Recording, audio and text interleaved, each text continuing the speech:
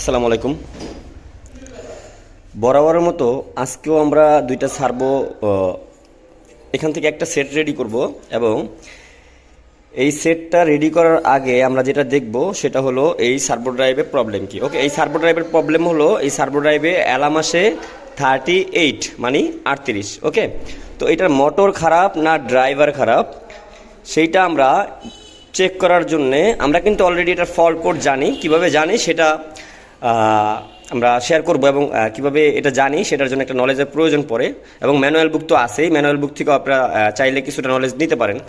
তো বাকি যে জিনিসটা সেটা হলো এটা 400 ওয়াটের একটা সার্ভো ড্রাইভ এবং এটা প্যানাসোনিক MB-DZ-T2210 সিরিজের 400 ওয়াটের এসি সার্ভো ড্রাইভ। ওকে, প্যানাসোনিক ব্র্যান্ডের। এটার কোনো ডিসপ্লে এখানে ডিজিটাল না, জাস্ট ডিজিটের মাধ্যমে এটাকে সমাধান বা এটার প্যারামিটার দিতে হয় সফটওয়্যারের মাধ্যমে, ডিজিটের মাধ্যমে বুঝতে হয় এটা কি পজিশনে আছে এবং অপারেটিং আউটপুটটা এখান থেকে দেখায়। ওকে, এর মোটরটা হলো এই ইনকোডারের কেবল এবং এই হলো মোটরের কেবল।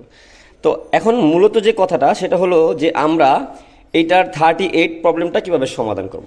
সহজ ব্যাপার। দেখেন, আমরা এটাকে প্রথমে কি করব, এটার প্রবলেমটাকে ফাইন্ড করব যে কি প্রবলেম এটা। ওকে, তারপরে আমরা যেটা করব সেটা হলো এই প্যানাসোনিক সার্ভো ডট সফটওয়্যারটাকে আমরা ইনস্টল করব। সফটওয়্যারটা কীভাবে ইনস্টল করে সেটা এই ভিডিওর নিচে ডিসক্রিপশনে লিঙ্ক দেওয়া আছে। আপনারা চাইলে আমাদের ওয়েবসাইট থেকে বলেন অথবা আমাদের চ্যানেলের যে লিঙ্ক সেখানে নিচে যে লিঙ্কটা পাবেন সেখান থেকে ড্রাইভ থেকে আপনারা সফটওয়্যারটা ডাউনলোড দিয়ে নিতে পারেন। এরপরে ডাউনলোড দেওয়ার পরে যেটা করতে হবে সেটা হলো এটাকে ইনস্টল করতে হবে এবং এটার জন্য একটা এই যে X1 পোর্ট নামে এই পোর্টের সাথে একটা প্রোগ্রামিংবল ইউএসবি পোর্ট আছে, সেটাকে ইনস্টল করতে হবে আপনার সফটওয়্যারে। ইনস্টল করার পরে যেটা করবেন সেটা হলো আপনি সেইটাকে কমিউনিকেশন করবেন এই ড্রাইভের মাধ্যমে পাওয়ার দেওয়া অবস্থায়। তারপরে যেটা করবেন সেটা হলো এর যে অ্যালার্ম কোড সেটার সমাধান কি সেখান থেকে আপনাকে খুঁজে বের করতে হবে।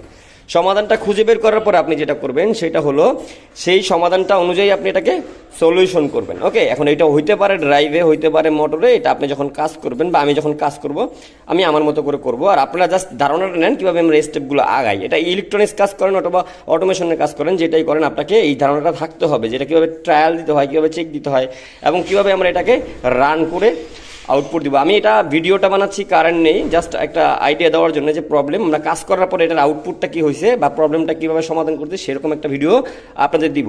এবং আমরা যারা ইলেকট্রনিক্স কাজ করতেছি যাদের এই পণ্যগুলো প্রয়োজন পড়ে তারা সেটাও খেয়াল করবেন, আমাদের কাছে স্টক আছে এবং আপনারা চাইলে এটা ট্রাভেল শুটিংও কিন্তু আমাদের দিয়ে করাতে পারেন। এবং এটা যারা ট্রেনিং করবেন, অলরেডি আমাদের ইলেকট্রনিক্সের ট্রেনিং অটোমেশনের উপরে কন্টিনিউ রান চলতেছে এবং আমাদের শুক্রবার ব্যাচ আছে এবং ইন্টার্নশিপ যারা করতেছেন, এই ইন্টার্নি যারা স্টুডেন্ট আছেন, যারা ইঞ্জিনিয়ারিং স্টুডেন্ট আছে তারাও যদি আমাদের কাছে ইন্টার্নি করতে আসেন তাহলে আমরা কিন্তু ইন্টার্নি করাচ্ছি ব্যাচ বাই ব্যাচ। আমাদের ট্রেনিং সেন্টার লোকেশন সব কিছু কিন্তু আমাদের সাথে নক বা যোগাযোগ করে আপনি নিয়ে নিতে পারেন। ভালো থাকবেন সবাই। নেক্সট ভিডিওতে এটার আমরা সমাধান নিয়ে আসবো ইনশাল্লাহ খুব দ্রুত। আল্লাহ হাফিজ।